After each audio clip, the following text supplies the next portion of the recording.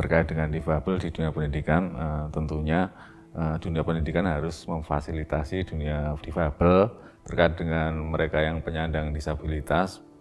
Kita seharusnya memberikan kesempatan bagi mereka, terutama terkait dengan kebiasaan zaman dulu itu kan memang agak susah bagi penyandang disabilitas untuk masuk ke perguruan tinggi terutama. Nah, kalau di sekarang ini dari Undip sendiri memang sudah memfasilitasi terkait dengan pendaftaran maupun penerimaan mahasiswa penyandang disabilitas. Mungkin informasi juga bahwa Undip juga setelah menerima mahasiswa tunanetra sebagai mahasiswa yang diterima di Undip ini. Terkait fasilitas fisik, tentunya kami menyediakan fasilitas-fasilitas yang memang digunakan untuk mereka penyandang disabilitas. Contoh ramp untuk akses masuk, kemudian untuk lift untuk naik ke beberapa tingkat di atasnya. Kemudian kami juga sudah membuat akses toilet bagi penyandang disabilitas. Ada lagi untuk parkir untuk bagi akses parkir bagi penyandang disabilitas juga kami sudah ada. Kemudian terkait dengan proses penerimaan pada saat ujian juga kita sudah sediakan juga bagi tunanetra, meskipun masih di ruang khusus, tapi kita juga sudah sediakan itu. Kemudian untuk yang non fisik mungkin secara informasi ya, maksudnya informasi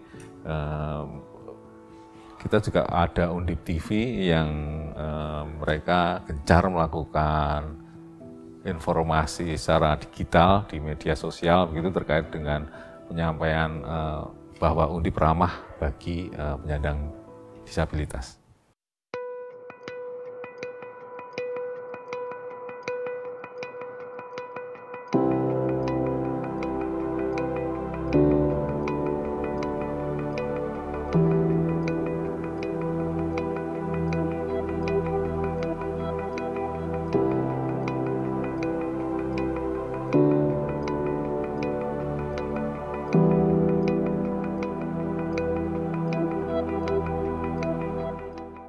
Yang pertama tentunya terkait dengan bentuk gedung yang memang sudah lama begitu ya.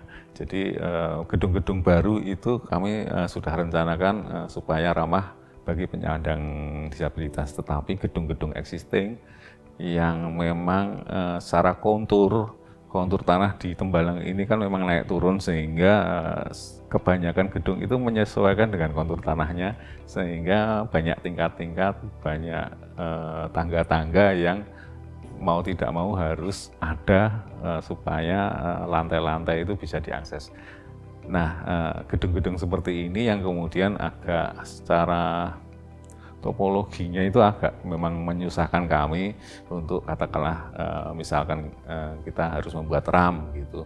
Ramp untuk disabilitas itu maksimal 7%. Kalau kita dengan ketinggian yang ada dan maksimal harus 7%, itu jadi jalurnya sangat panjang sekali gitu. Nah, dan secara lahan bisa jadi tidak memungkinkan, tetapi bisa kita buat alternatif yaitu menyediakan lift gitu.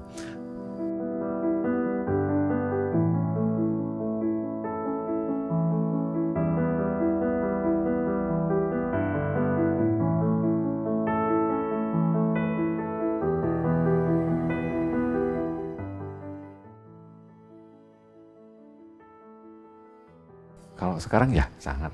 Kalau menurut saya sangat ramah bagi penyandang disabilitas.